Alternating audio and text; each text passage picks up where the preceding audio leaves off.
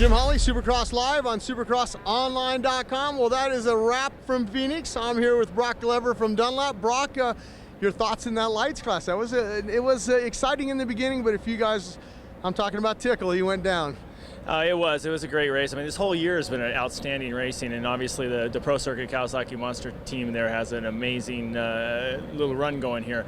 And you know, Josh Hansen is showing a lot of maturity this year that he hasn't shown in the past, and he understands this is his do or die year. You know, he's had a few breaks in the past, got up there to the top, and didn't really perform, and then lost it all and came back. And now I think Josh has matured a lot, and he's clearly right now. I think he's got momentum on his side. He's got the skill there. He's got the team behind him, and he's going to be tough to beat. But you know, Tickle's not going to take it laying down, and he certainly today, unfortunately, laid it down in one little section there and gave it to Josh a little easier than he would have liked to, I'm sure. Another guy that made the podium, number 71, that was Ryan Morris. It was good to see him back on that podium. Yeah, it was. Ryan rode outstanding. He's always a good, smart, kind of veteran rider for his age. And, you know, also his teammate, Martin Davalos, looked like he had the speed to run up front, too, but unfortunately did have a little fall, too. But it was good to see another team up there also on the podium, mix it up a little bit, give everybody a little piece of the love. And I can't wait for next week at Dodger Stadium. You mentioned mixing it up. We're going to throw it over to the 450 class, the Supercross class.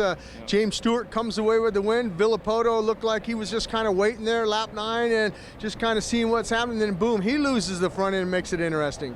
Yeah, you know, the track was very, very difficult tonight, and I'm not saying just because I'm a tire guy, but it was, you know, and both of the corners that James lost it in his heat race, and then Ryan, it's a very, very difficult combination that they were doing up onto a tabletop, trying to get a lot of throttle and jump off and clear the jump and then turn. And if you know, a lot of the lights guys weren't trying that because they didn't have the power, but the 450 guys were doing it. But when they made a little bit of a mistake or didn't quite get the lift off that tabletop, they paid for it because they clipped the jump, rode the nose into the corner, and then they were heading the wrong direction and hit the marbles.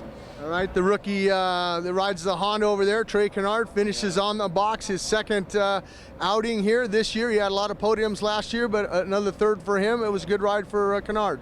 Yeah, it is. You know, Trey's a great guy. I don't think anybody in this paddock doesn't think he's a great kid, and it's good to see him up there. He's already elevated himself to the top tier. You know, he's one of the top 5 really powerhouse guys in that 450 class. And then we also saw, you know, a little spark out of Chad Reed coming off of, you know, it's going to take him a while there. You start your own team like that, you got to do your own bike, and you don't have as many technicians working on it and stuff. So Chad had an outstanding ride, mixing it up with the reigning champ, you know, Ryan Dungey. So, and then of course, you know, James showed the speed we all know James has. And you know, clearly it's right now it looks like that we've got Villapoto and Stewart just a tiny bit ahead of the other guys, and they're all picking up their game too.